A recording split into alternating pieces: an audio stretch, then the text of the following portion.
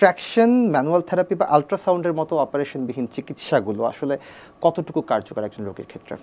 জি, ধন্যবাদ। খুবই গুরুত্বপূর্ণ একটি টপিকস।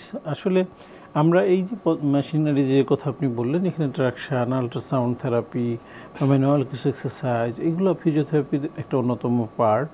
এই ক্ষেত্রে কিছু রোগ আছে যে ক্ষেত্রে এই কম্বাইন্ড চিকিৎসাটার কথা আমরা বলি, যে সেখানে কিছু ইলেকট্রোথেরাপি ইকুইপমেন্টস লাগতে পারে, কিছু এক্সারসাইজ লাগতে পারে, তার জীবনযাত্রা প্রণালীতে কিছু পরিবর্তন আনলে তাহলে এই সমস্ত জিনিস মিলে সে সুস্থ থাকতে পারে।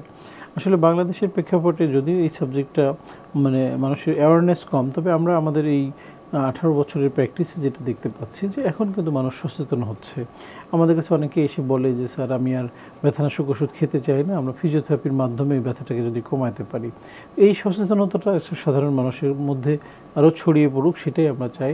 তো এই ফিজিওথেরাপির যে ইকুইপমেন্টসগুলো ব্যবহার হয় সেক্ষেত্রেও মানুষের কিছু ভুল ধারণা আছে। অনেকে মনে করে এটার কোনো সাইড ইফেক্ট বা পার্শ্ব প্রতিক্রিয়া আছে কি না। যেমন আমরা কেমোথেরাপি, রেডিওথেরাপি মতো চিকিৎসার সাথে এটার একটু একটু সাংঘর্ষিক একটা রূপ অনেকে নেয়। যে অনেকে বলে যে ওইখানে তো থেরাপি ওয়ার্ডটা ইউজ হয়। থেরাপি আসলে একটা ল্যাটিন ওয়ার্ড, এটার অর্থ হলো চিকিৎসা। ফিজিওথেরাপি মিনস ফিজিক্যাল চিকিৎসা।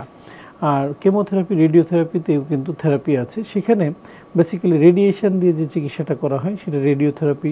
কেমোথেরাপিতে বেশ কিছু মেডিসিনের ব্যবহার হয়, যেখানে খুব উচ্চমাত্রার কিছু অ্যান্টিবায়োটিক, কিছু কেমোথেরাপিউটিক এজেন্ট ইউজ হয়, যেটা আমাদের ওই ক্যান্সারের জার্মটাকে ধ্বংস করার ক্ষেত্রে তার শরীরে কিছু ক্ষতি বা সাইড ইফেক্টও দেখা দেয়। সেই কারণে অনেকে মনে করে ফিজিওথেরাপি বোধহয় এরকম কিছু পার্শ্ব প্রতিক্রিয়া রয়েছে।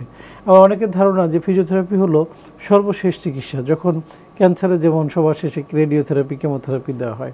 তো এই জায়গাটায় সাধারণ মানুষ একটু সচেতন হতে হবে। ফিজিওথেরাপি হলো একেবারেই পার্শ্ব প্রতিক্রিয়াবিহীন একটা চিকিৎসা পদ্ধতি, এবং এখানে যে ইকুইপমেন্টসগুলো ইউজ হয় কোনো পার্শ্ব প্রতিক্রিয়া নেই। 2 নম্বর হলো এটা সবার ফার্স্ট চিকিৎসা, সবার লাস্ট নয়। কারণ আপনি যে কোনো স্পোর্টসে দেখবেন যে খেলতে খেলতে হঠাৎ প্লেয়ার মাঠে শুয়ে পড়লেন। ফুটবলে প্রায়ই আমরা দেখি একজন স্পোর্টস ফিজিওথেরাপিস্ট, উনি একজন একটা ব্যাগ হাতে নিয়ে দৌড়ে মাঠে চলে গেল, এবং সেখানে তাকে কি একটা ম্যাজিক করলো, একটা স্প্রে করলো, একটু কিছু স্ট্রেচিং এক্সারসাইজ করলো, সে আবার খেলতে শুরু করলো। ঠিক তেমনই ফিজিওথেরাপি অনেক সময় ম্যাজিক্যাল রিলিফ দিতে পারে। আমরা বলি যে কোনো ইনিশিয়াল পর্যায়ে যদি আমাদের কাছে একজন রোগী আসে, এমন হতে পারে যে সামান্য কিছু এক্সারসাইজ, সামান্য কিছু অ্যাডভাইস, সামান্য কিছু ইন্টারভেনশনে সে সুস্থ হয়ে যেতে পারে। স্যার, অনিয়মিত জীবনযাপন আসলে ঘাড় ব্যথার জন্য কতটুকু দায়ী এবং এটি কিভাবে নিয়ন্ত্রণ করা যেতে পারে?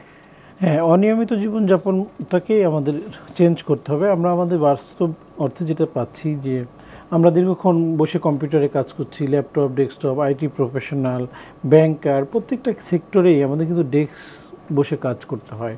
এই প্রলং টাইম বসে থাকার কারণে আমাদের কিন্তু ঘাড় ব্যথা, কোমর ব্যথায় আমরা বেশি আক্রান্ত হই।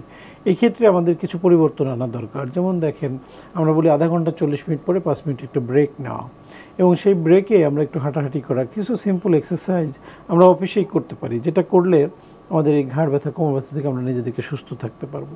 কিন্তু এই এক্সারসাইজগুলো আমরা নিজেরা জানি না, এবং আমাদেরকে শেখারও কোনো সুযোগ, বর্তমান যে আমাদের প্রেক্ষাপট, যে সাবজেক্ট আছে, আমি যদি মাস্টার্স থেকে পিএইচডি পর্যন্ত করি, হেলথ এডুকেশন নেওয়ার আমার সুযোগ নেই যদি আমি এক্সট্রাভাবে আমার আলাদাভাবে জ্ঞানটা অর্জন না করি। তো কারিকুলামের মধ্যে এই ধরনের কোনো ব্যবস্থা নেই।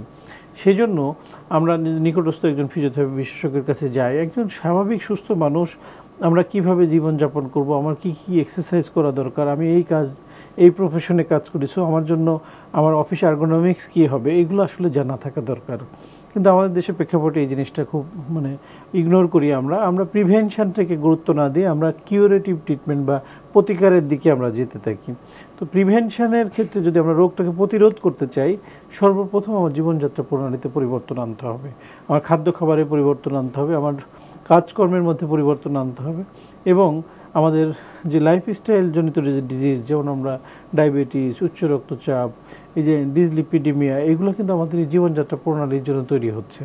তো ফিজিক্যাল অ্যাক্টিভিটি বাড়াতে হবে। আমরা এখন বর্তমান সময়ে সিডেন্টারি লাইফ লিড করতে পছন্দ করি, দীর্ঘক্ষণ বসে থাকি, অনলাইনে কাজ করি, অনলাইনে খাবার অর্ডার দিই, মানে এরকম একটা পরিস্থিতির দিকে আমরা যাচ্ছি যে ঘরে বসে যদি আমি সব পেয়ে যাই, আমি কেন বাইরে মুভ করব। তো যার ফলে আমাদের ফিজিক্যাল অ্যাক্টিভিটি কম হচ্ছে, আমরা নানান রকম অসুখ বিসুখে আক্রান্ত হচ্ছি। তো এই জায়গায় অবশ্যই জীবনযাত্রা প্রণালী একটা গুরুত্বপূর্ণ ভূমিকা পালন করে।